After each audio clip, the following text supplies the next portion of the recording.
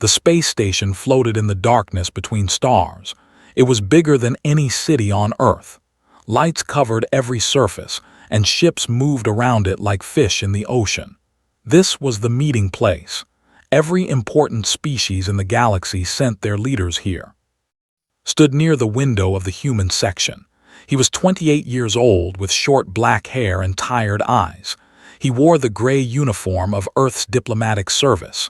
The uniform was new. His position was new. Everything about this moment was new.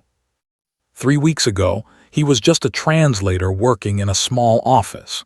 Now he stood on a space station, about to attend the biggest meeting in human history. "Stop looking so nervous," said Commander Park behind him. "You will make us all look weak." Turned around. Commander Park was a large man with gray hair and a face like stone. He had been in space for 30 years. He had met aliens before humans even knew aliens existed. He was not impressed by young men who got lucky promotions. "I am sorry, sir," said. "I will do better." "You will do nothing," Park said.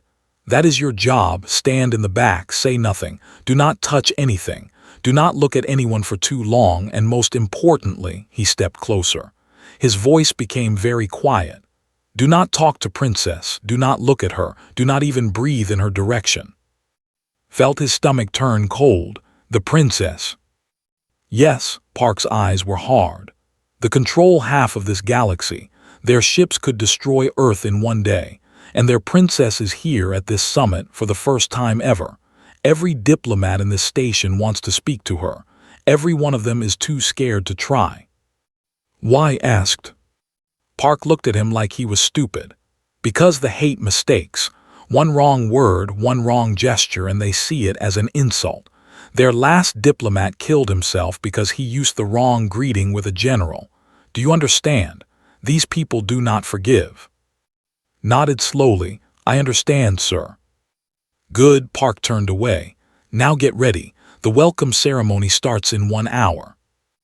The welcome ceremony was held in the Grand Hall. It was a room so large that clouds formed near the ceiling. Representatives from 200 species stood in groups, talking and watching each other. Some had scales. Some had fur. Some had no bodies at all, just shapes of light floating in the air. Stood at the back of the human group. There were 12 humans in total. Earth was new to galactic politics. They had only joined the community 5 years ago. Compared to species that had traveled the stars for millions of years, humans were bobbies. "Stay calm," said the woman next to him. Her name was. She was another junior diplomat, just as nervous as, "Just smile and nod. That is all we have to do." "I cannot even do that right," said quietly. "Commander Park told me that some species see smiling as a threat." Laughed softly. "Then do not smile, just stand there like a statue." Tried, he really tried. He kept his face empty and his hands still. He watched the other species talk and laugh and argue. He wondered what they thought of humans. Did they see Earth as a threat, a joke, a future ally? Then the room became quiet. Every voice stopped. Every head turned toward the main entrance. Even the floating light beings seemed to freeze in place. She walked in. Princess of the Empire was tall, taller than any human. Her skin was pale silver like moonlight on water. Her hair was white and long, falling past her shoulders like a river of snow. She wore a dress made of something that looked like liquid metal. It moved as she moved, catching the light in ways that hurt to watch. But her eyes were the most striking part. They were deep purple with no white, no pupil, just endless violet. When she looked across the room, felt like she could see through walls, through skin, through thoughts themselves. 2 guards walked beside her. They were soldiers, tall and silent, with weapons that could not recognize. The princess moved like water, smooth and calm, as if she owned everything she saw. "Do not look," whispered. "Remember what they said." Tried to look away. He really did, but something held his gaze. It was not her beauty, though she was beautiful. It was something else. Something in the way she walked. Something in the way her eyes moved across the crowd. She was searching for something. The ceremony began. A tall alien with blue skin gave a long speech about peace and cooperation. Did not hear most of it. He was too focused on not looking at the princess. Every few seconds he would glance at her, then force himself to look away. On the third glance, she was looking back at him. His heart stopped. Her purple eyes met his dark ones. For one moment the entire room seemed to disappear. There was no sound, no light, no other people, just her eyes and his. Then she smiled. It was a small smile, just a slight curve of her silver lips, but it was there, it was real, and it was aimed at him. Whispered urgently, "She is looking at you, look away now." Looked away. His hands were shaking. His heart was beating so fast that he could hear it in his ears. What just happened? The ceremony ended without incident. The human delegation returned to their section of the station. Commander Park gave them all a lecture about proper behavior. Then he dismissed them to their rooms. Could not sleep. He lay in his small bed, staring at the ceiling, thinking about purple eyes and silver skin. He told himself it meant nothing. She was a princess. He was nobody. She probably looked at everyone like that. But deep inside, he knew that was not true. Something had happened in that moment. Something had connected them, even if just for a second, and had a terrible feeling that his life was about to become very complicated. He was right. The next day was the grand banquet. Every species brought their finest food. Every diplomat wore their best clothes. The dining hall was filled with colors and sounds and smells that had never experienced before. He stood near the human table, holding a glass of something that looked like water but tasted like flowers. Stood beside him, whispering the names of important aliens as they walked past. "That one is General from the Empire," she said. "He destroyed 3 planets in the border wars. Do not make eye contact." Nodded and looked at his drink instead. "That one is Ambassador from the Norma Collective. They have 4 brains, very smart, very dangerous in trade negotiations." Nodded again. He was trying to pay attention, but his mind kept wandering. He kept looking for silver skin and purple eyes. He had not seen the princess since the ceremony yesterday. Part of him was relieved. Part of him was disappointed. Said suddenly, her voice was strange, "Do not move." "What?" He looked at her. Her face was pale. "What is wrong?" "She is coming this way."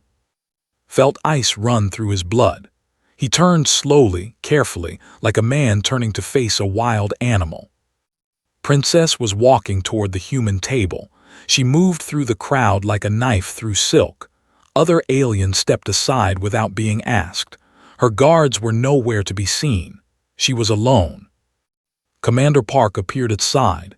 His face was red with panic. "Do not speak," he hissed. "Do not move, I will handle this." The princess stopped in front of them. She was even more beautiful up close. Her silver skin seemed to glow from within. Her purple eyes studied the 3 humans with calm interest. "Good evening," she said. Her voice was soft and clear, like bells in winter. But the most shocking thing was the language she spoke. Korean. Perfect, flawless Korean.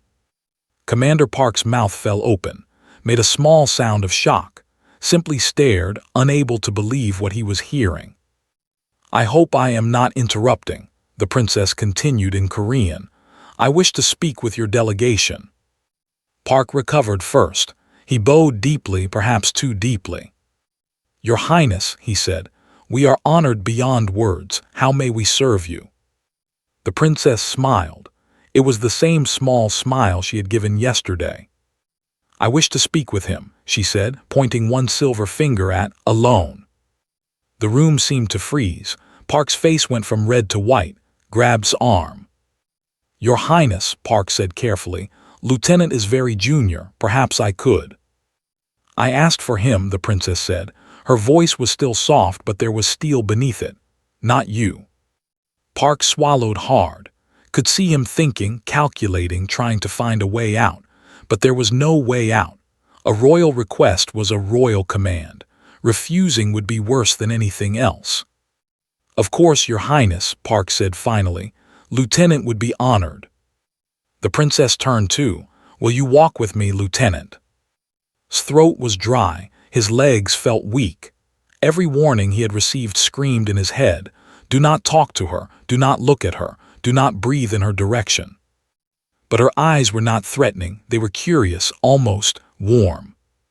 Yes, Your Highness, he heard himself say, I will. She smiled again, wider this time. Then she turned and began to walk, followed, feeling the eyes of every alien in the room burning into his back. They left the banquet hall through a side door. The hallways beyond were quiet and empty. The princess walked ahead, her metal dress flowing behind her like a silver shadow. You are nervous, she said without turning around. Almost stumbled. Is it that obvious? Your heartbeat increased by 40% when I approached. Your skin temperature rose by 2 degrees. Your breathing became shallow and rapid. She glanced back at him. Yes, it is obvious. Did not know what to say to that. Could she really sense all those things? The reports on the mentioned enhanced senses, but this was beyond what he had imagined. Your people warned you about me, she continued. They told you I was dangerous, that speaking to me could cause war. Yes, admitted, there was no point in lying. And yet you came with me anyway. You did not give me much choice. The princess laughed. It was a strange sound, like music and thunder mixed together. I gave you every choice, she said. You could have refused. Your commander wanted you to refuse. I saw it in his face. Refusing a princess seems like a bad idea. Refusing a request is acceptable. Refusing a command is death. She stopped walking and turned to face him. I made a request, Lieutenant. You chose to accept it. Thought about that. She was right. Park had been ready to make excuses, could have stayed silent and let his commander speak for him, but he had answered. He had agreed. Why? I was curious, he said honestly. Her purple eyes sparkled, curious about what? About why a princess would want to speak to a junior human diplomat, about why you smiled at me yesterday, about why you learned to speak Korean. Many questions, she said, good questions. Will you answer them? She studied him for a long moment, then she nodded. Come, she said, I will show you something first. She led him deeper into the station, through corridors that grew quieter and more beautiful. The walls changed from metal to crystal. The lights changed from white to soft blue. The air changed from recycled and stale to fresh and sweet. Where are we going? Asked. Somewhere private, she said. Somewhere we can talk without ears listening. Finally, they reached a door made of something that looked like frozen starlight. The princess touched it gently, and it opened without a sound. Beyond was a garden. Had seen gardens before. He had grown up in a small town with trees and flowers and grass, but this was something else entirely. Crystal trees rose toward a ceiling that showed stars. Flowers made of light bloomed in colors that had no names. A stream of something like water, but glowing, wound through the space like a silver ribbon. The air smelled like honey and rain, and things could not identify. This is beautiful, he whispered. This is my private space, the princess said. No one comes here without my permission, no recording devices, no guards, no politics. She walked to a bench made of white stone and sat down. She gestured for to sit beside her. He hesitated for a moment, then he sat. Now, she said, I will answer your questions, but first, you must understand something about my people. What is that? Her purple eyes met his. We have watched humanity for a very long time, she said. Since before you built your first cities, since before you discovered fire, we have watched you grow and fight and fall and rise again, and we have never seen anything quite like you. Felt a chill run down his spine. You have been watching us for that long. Yes, she said simply, and I believe you might be exactly what we need." The stars above them sparkled like distant promises. Had a feeling his life was about to change forever. He was not wrong. Sat in the crystal garden, surrounded by flowers that glowed like stars. Princess sat beside him, her silver skin reflecting the soft light. The universe felt very far away. "I do not understand," said. "Your people have been watching us for thousands of years.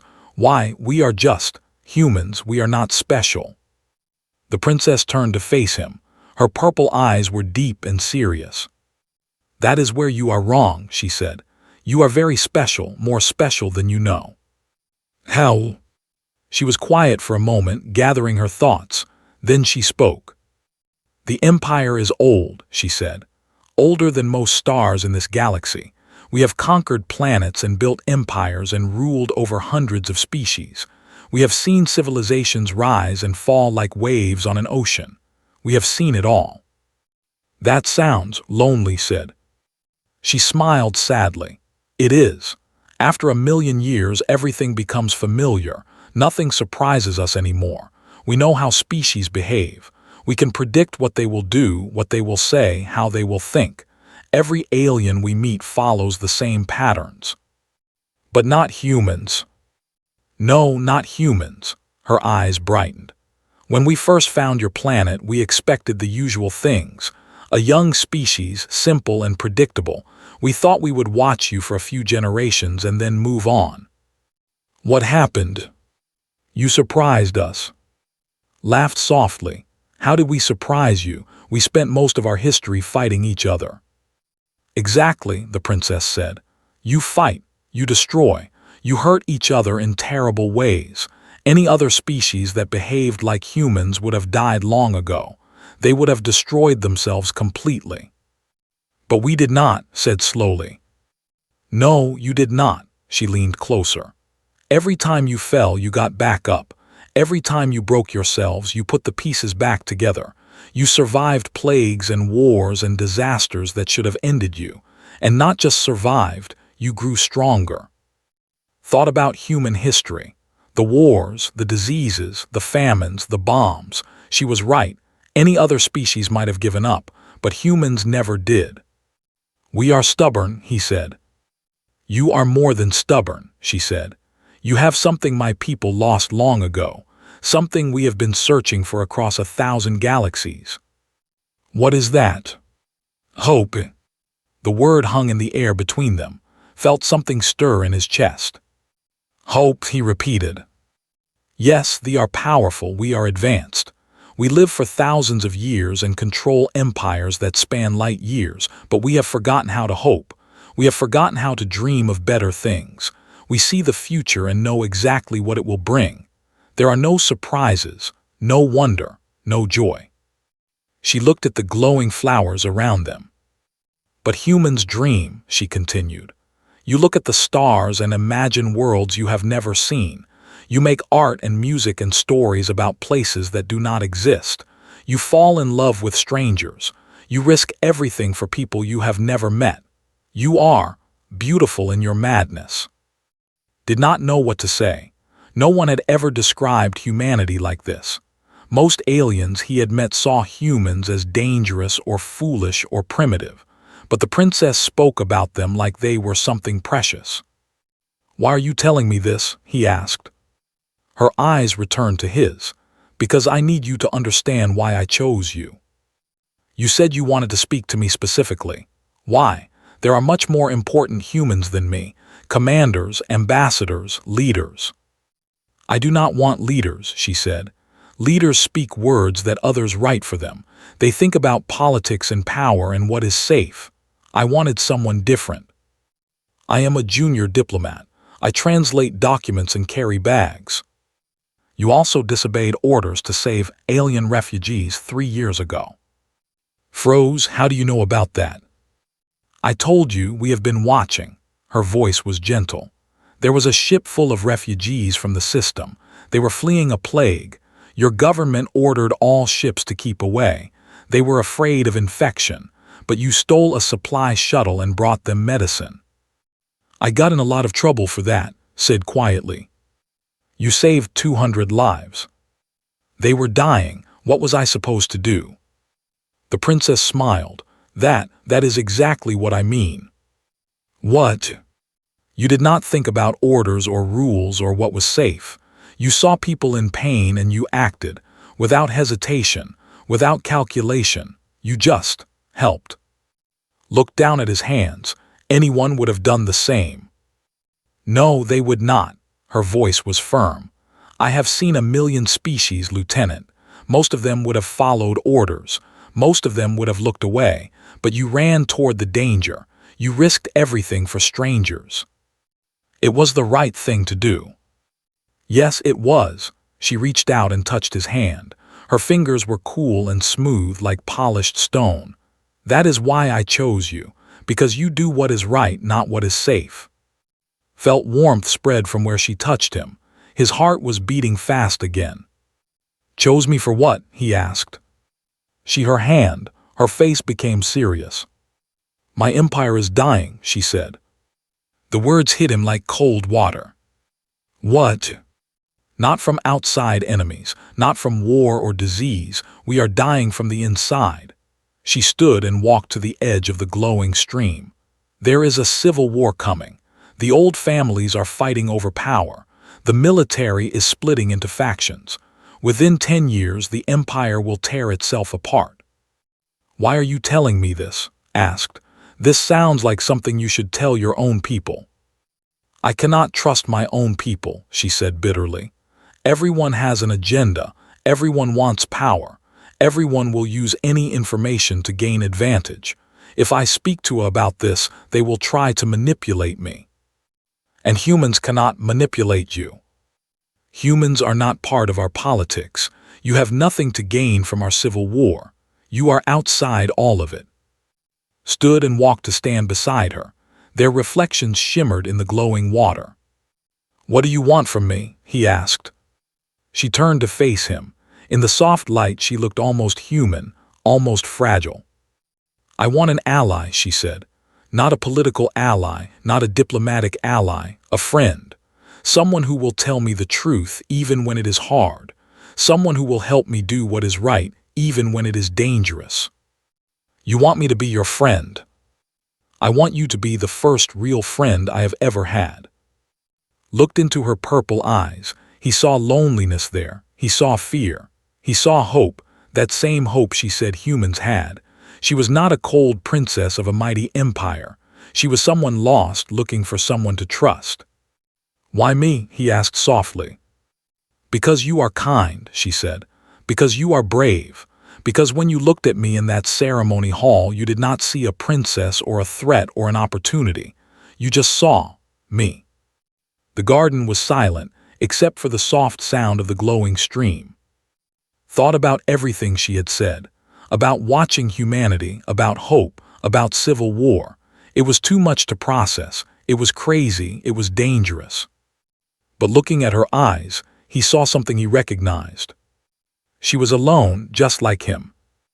Okay, he said. Her eyes widened. Okay. I will be your friend. I will help you however I can. She stared at him for a long moment. Then slowly, a smile spread across her silver face. It was the first real smile he had seen from her, not small and polite, wide and warm and full of relief. Thank you, she whispered. Do not thank me yet, said. I have no idea what I am doing. She laughed, that strange musical sound again. Neither do I, she said, but I think that is the point. Above them, the artificial stars continued to shine. Two strangers from different worlds stood together in a garden of light, beginning something that neither of them fully understood. Something that would change everything.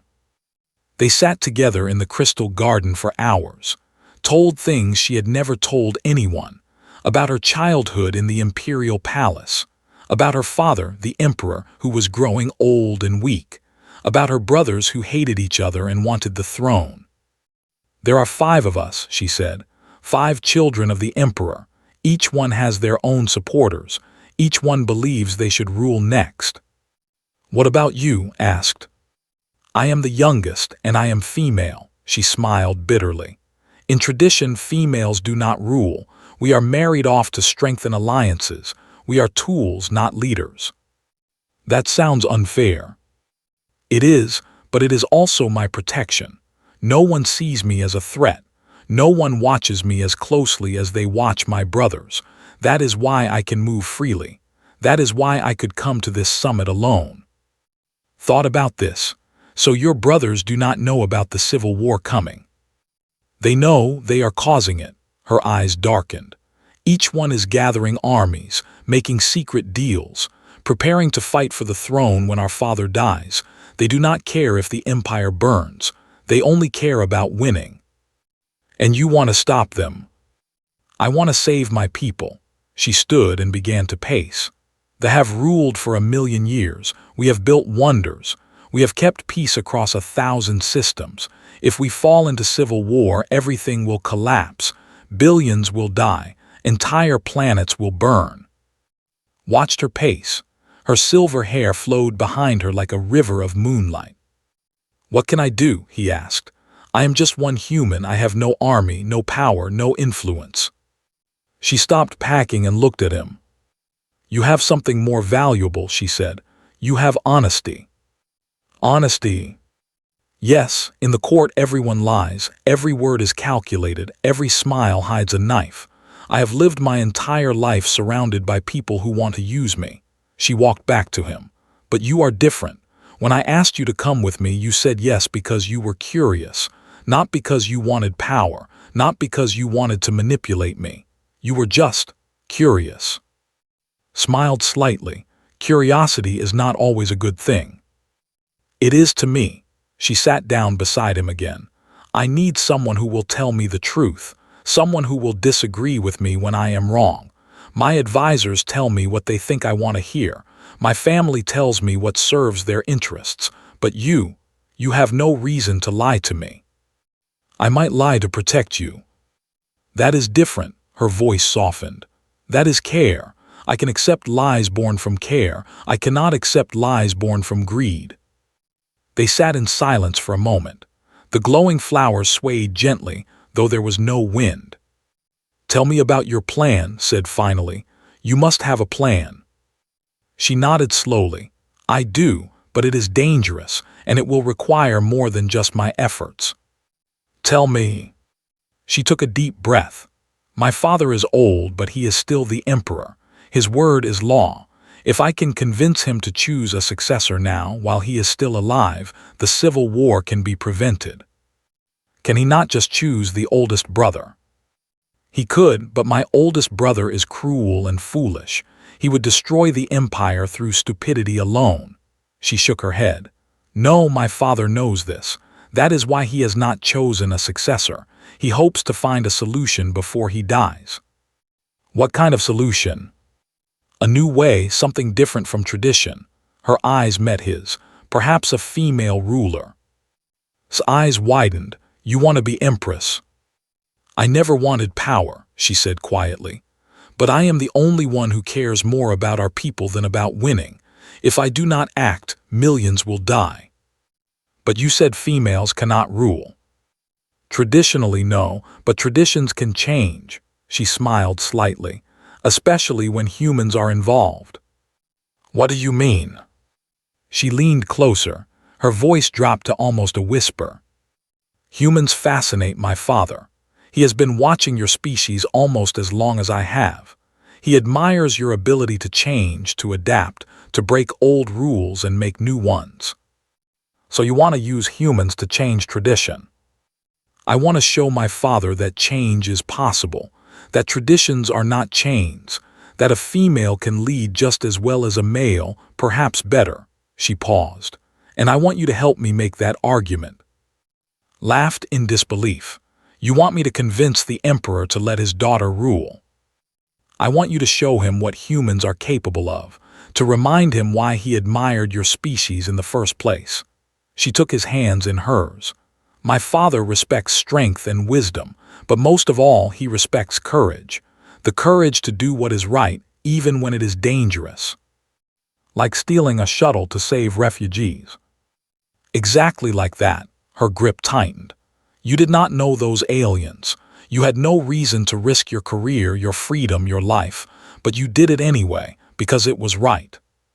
I got in trouble for that. You got punished by small minds who fear change, but you were not wrong. Her purple eyes burned with intensity. My father needs to see that. He needs to see that humans do not follow rules blindly, that they question everything, that they fight for what matters. Felt the weight of what she was asking. This was not just friendship. This was not just helping with a personal problem. She was asking him to change the future of an empire. If I do this, he said slowly, and your father does not agree, what happens to me? Honestly, I do not know, she looked away. My brothers would probably have you killed. My father might have you imprisoned. At best, you would be sent back to Earth in disgrace. And if it works? She looked back at him. If it works, you will have helped save billions of lives. You will have changed the course of galactic history, and you will have proved that humans are everything I believe they are. The stakes were impossible. The danger was real. Every logical part of his brain screamed at him to refuse. But he thought about the refugees he had saved, about their faces when they realized they would survive, about the feeling of doing something that mattered, even when it was hard. He thought about her loneliness, about her courage, about the way she looked at him like he was worth something. How do we start? He asked. Her face lit up with relief and joy. Truly, you will help me. I said I would be your friend. Friends help each other. He squeezed her hands. Besides, this is the most interesting thing that has ever happened to me. She laughed, tears forming in her purple eyes. You are either very brave or very foolish. Probably both. Then we are well matched. She wiped her eyes with the back of her hand. Come, we have much to plan, and we have very little time. She stood and pulled him to his feet. For a moment they stood face to face, hands still clasped. Thank you, she whispered. I know what I am asking. I know the risk you are taking. I will not forget this. Just promise me one thing, said. Anything. When this is over, win or lose, tell me the truth about how you learned Korean. She laughed again, bright and warm. I learned it for you, she said simply. I knew one day I would need to speak to a human who could help me, and I wanted to speak in their language, not mine, to show respect. Felt warmth spread through his chest. You learned an entire language just for this. I learned 14 human languages: Korean, English, Mandarin, Spanish, Arabic, Hindi, Japanese, French, German, Russian, Portuguese, Italian, Vietnamese, and Swahili. She smiled. I wanted to be prepared. Stared at her in amazement. You are not what I expected, he said. Neither are you, she tugged his hand. Now come, we have an empire to save. Together they left the Crystal Garden. Ahead of them lay danger, uncertainty, and the weight of galactic history. But they faced it together, and somehow that made all the difference. The days that followed were a blur of secret meetings and whispered plans, arranged for to join small diplomatic events where important would be present. She taught him their customs, their gestures, the meanings hidden in simple words. My father arrives tomorrow, she told him one evening. He is coming to close the summit personally. That is when we make our move. Felt his stomach tighten. Are you sure about this? Once we approach him, there is no going back. I know. Her voice was steady, but he could see fear in her eyes. I have thought about this for years. This is the best chance I will ever have. What do you need me to do?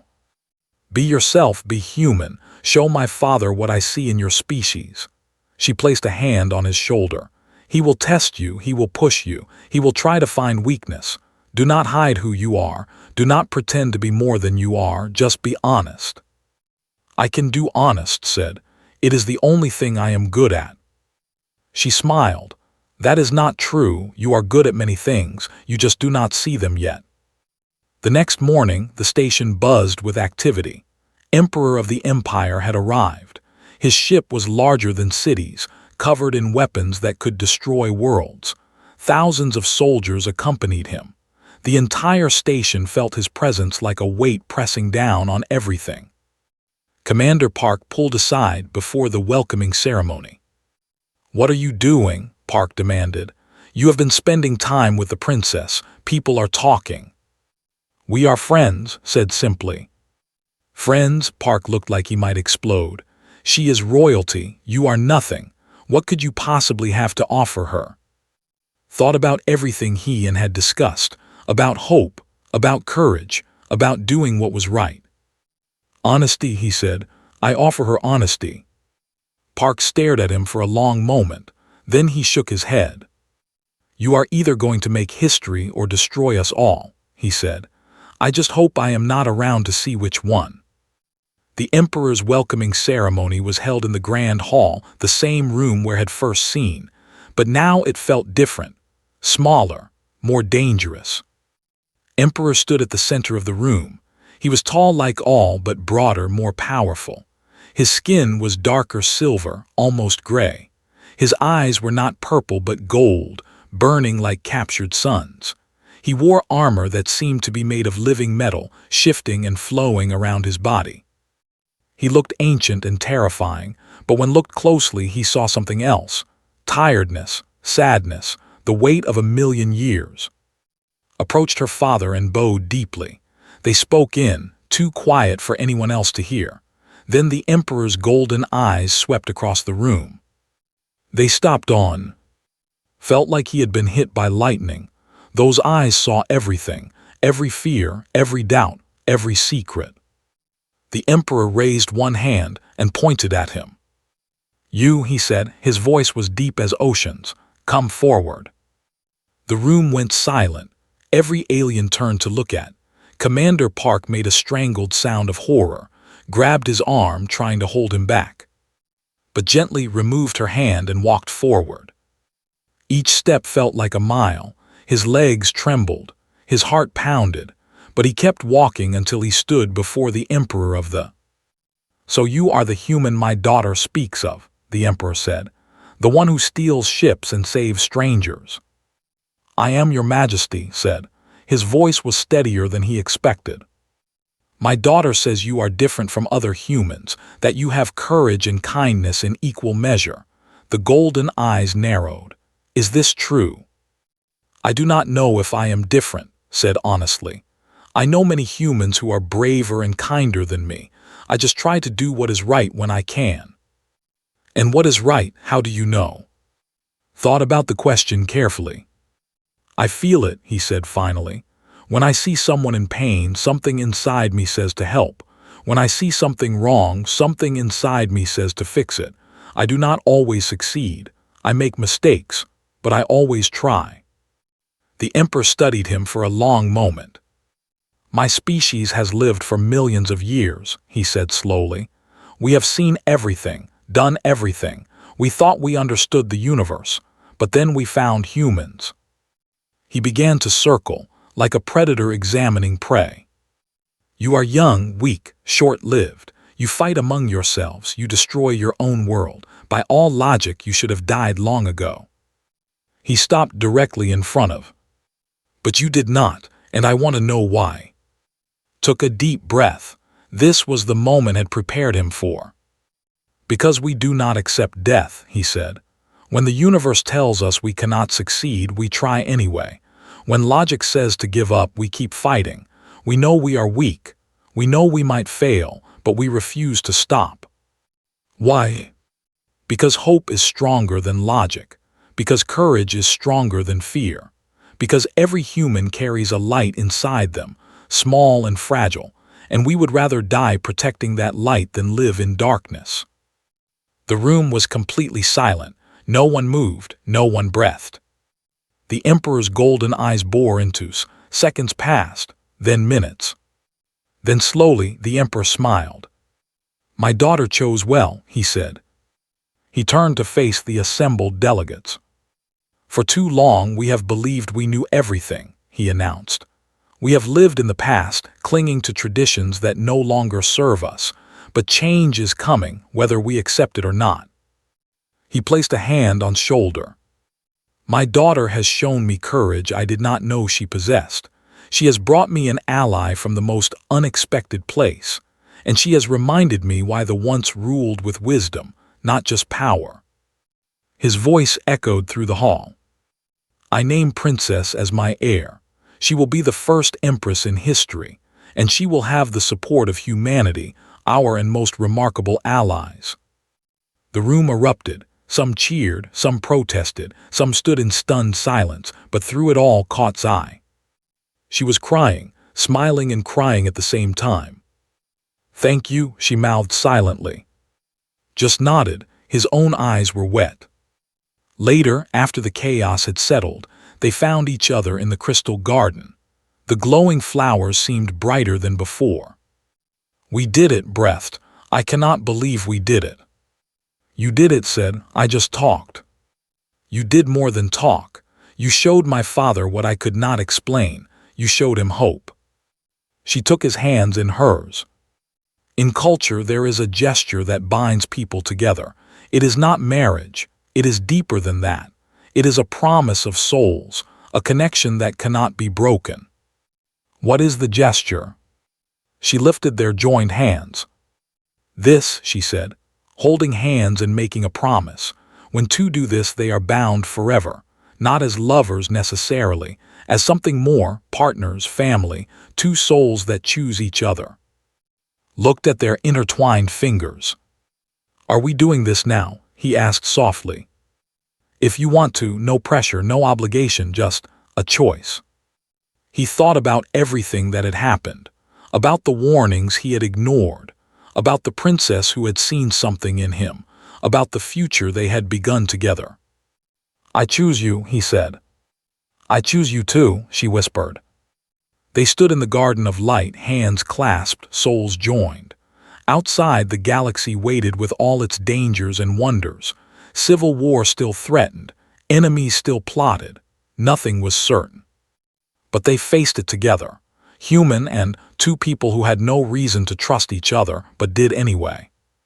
And that, in the end, was what made all the difference. The stars shone down on them, and the future, uncertain and beautiful, stretched out before them like an endless road. They took the first step together.